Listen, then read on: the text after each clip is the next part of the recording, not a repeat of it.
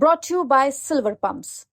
Top quality और consistent performance के लिए सिर्फ सिल्वर पंप नाम याद रखना। अच्छा, एक संविधान की बात आपने की। राहुल गांधी लगातार कैंपेन में संविधान दिखाते रहे, तो क्या ये जो संविधान बदल दिया जाएगा, इस नैरेटिव को सबसे मजबूती से विपक्ष के नेता के तौर पर राहुल गांधी ने ही पेश किया, और एक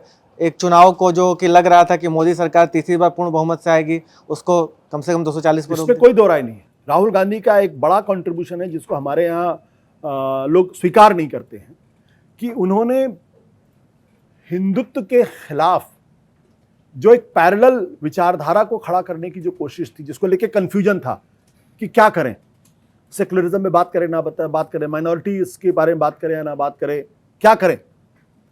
मुझे लगता है कि 2024 तक आते आते, बल्कि भारत जोड़ो यात्रा तक आते आते राहुल गांधी के दिमाग में क्लैरिटी आ गई थी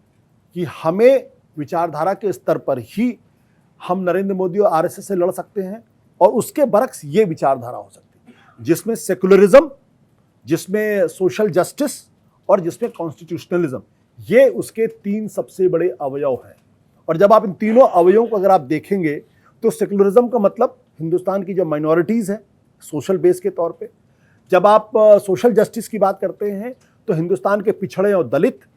और जब आप कॉन्स्टिट्यूशनलिज्म की बात करते हैं तो वो तमाम लिबरल तबका जो शायद राहुल गांधी को पसंद नहीं करता होगा, लेकिन वो ये जानता है कि अगर ये संविधान नहीं रहेगा तो फिर ये देश भी नहीं बचेगा। तो तीन, सेकुलरिज्म, सोशल जस्टिस और कॉन्स्टिट्यूशनलिज्म,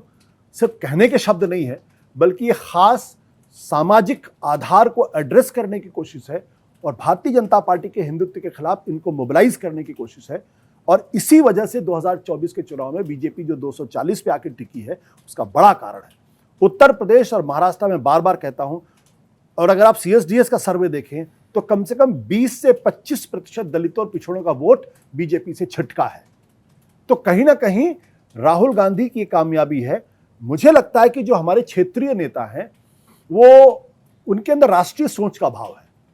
इसलिए वो अपने अपने क्षेत्रों के बारे में बात करते हैं, वहां पे लड़ाई अच्छी लड़ते हैं, लेकिन जब उस राष्ट्रीय परिदृश्य की बात होती है तो वो शायद उस तरीके की लड़ाई नहीं लड़ पाते, और उनको लगता है कि हमारा गढ़ बचा रहे तो बहुत अच्छा है।